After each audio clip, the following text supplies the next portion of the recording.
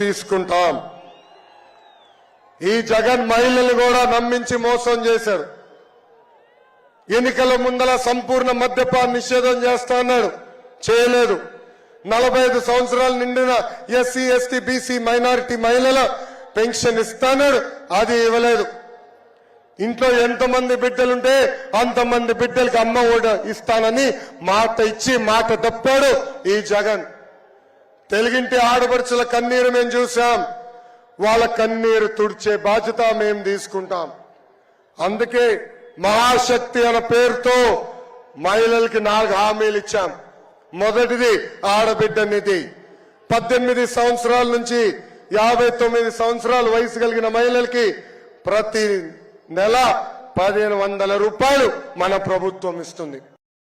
సంవత్సరానికి 18,000, 5 సంవత్సరాల్లో 90,000 రూపాయలు మనం ఇవ్వబోతున్నాం. ఇంకా తల్లికి వందనం కింద ఇంట్లో ఎంతమంది బిడ్డలుంటే అంతమంది బిడ్డలకి ప్రతి సంవత్సరం 15,000 రూపాయలు మన ప్రభుత్వం ఇస్తుంది. దీపం పథకం ద్వారా ప్రతి సంవత్సరం 3 ఎన్ని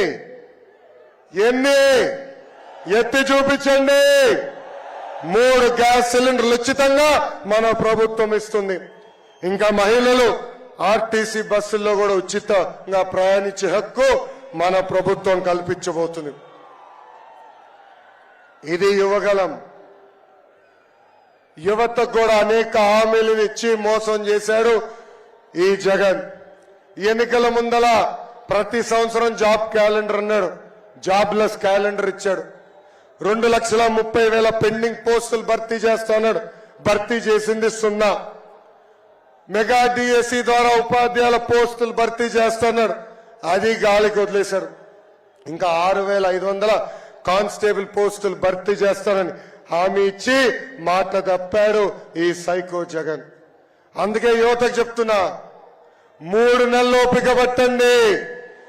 మీ యువగలం నేను విన్నాను, మన ప్రభుత్వం వస్తుంది. 5 సంవత్సరాల ప్రభుత్వ ప్రైవేట్ స్వయం ఉపాధి ద్వారా 20 లక్షల ఉద్యోగాలు కల్పించే బాధ్యత మేము తీసుకుంటాం.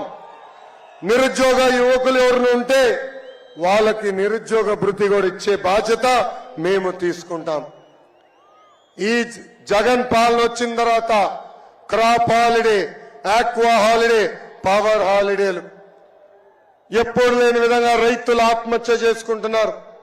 అందుకే రైతులు ఆదుకునేదానికి ప్రతి సంవత్సరం మన ప్రభుత్వం 20,000 రూపాయలు ఇస్తుంది. బీసీ సోదరులపైన ఎప్పుడు లేని విధంగా దాడులు జరుగుతున్నాయి. 26,000 మంది బీసీల పైన దొంగ కేసులు పెట్టి జైలుకు పంపించింది ఈ ప్రభుత్వం. అందుకే మన ప్రభుత్వ అధికారంలోకి వచ్చిన వెంటనే బీసీలకు ఒక ప్రత్యేక రక్షణ చట్టం మనం తీసుకొస్తున్నాం. అంతేకాదు, దామాషా ప్రకారం ఉపకులాల వారిగా నిధులు కేటాయించి బీసీ సోదరులు కూడా ఆదుకునే బాధ్యత మేము తీసుకుంటాము. డాక్టర్ సుధాకర్ గారి దగ్గర నుంచి కొవ్వూరు మహేంద్ర గారి వరకు అనేక మంది దళితుల్ని చంపేసింది ఈ ప్రభుత్వం. దళిత సోదరులకి రావాల్సిన 27 సంక్షేమ కార్యక్రమాలు రద్దు చేసింది ఈ ప్రభుత్వం. ఒక దళిత హోంమంత్రి నియోజకవర్గంలోనే దళితుల పైన దాడులు జరుగుతున్నాయంటే రాష్ట్ర వ్యాప్తంగా దళితుల పరిస్థితి ఎంత దారుణంగా ఉందో దళితులందరూ ఒక్కసారి ఆలోచించాల. దళితులు చెప్తున్నా, మన ప్రభుత్వం వస్తుంది, మన ప్రభుత్వ అధికారంలోకి వచ్చిన వెంటనే ఆపేసిన 27 సంక్షేమ కార్యక్రమాలు మళ్ళీ మనం అమలు చేస్తాం.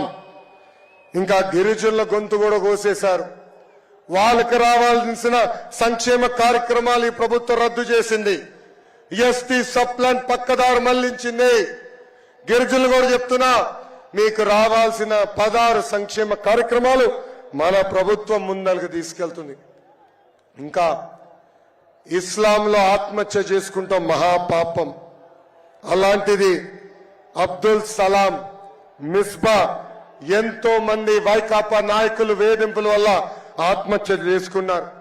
ఇబ్రహీం, హజీరాబీ, ఎంతో మంది మైనారిటీల్ని ఈ ప్రభుత్వం నరికేసింది. 2014 నుంచి 2019 మధ్యన రంజాన్ తోఫా ఇచ్చాం, దుల్హన్ పథకం ఉండేది, హజ్ యాత్రికుల్ని సబ్సిడీలు కూడా పంపించింది మన ప్రభుత్వం. ఇలా ఆపేసిన కార్యక్రమాలు తిరిగి ప్రారంభిస్తామని మైనారిటీ సోదరులు కూడా మేము హామీ ఇస్తున్నాం. ఇంకా ఎన్నికల ముందల ప్రభుత్వ ఉద్యోగస్తులు కూడా హామీ ఇచ్చాడు ఈ జగన్, వారంలో సిపిఎస్ రద్దు చేస్తాను. 200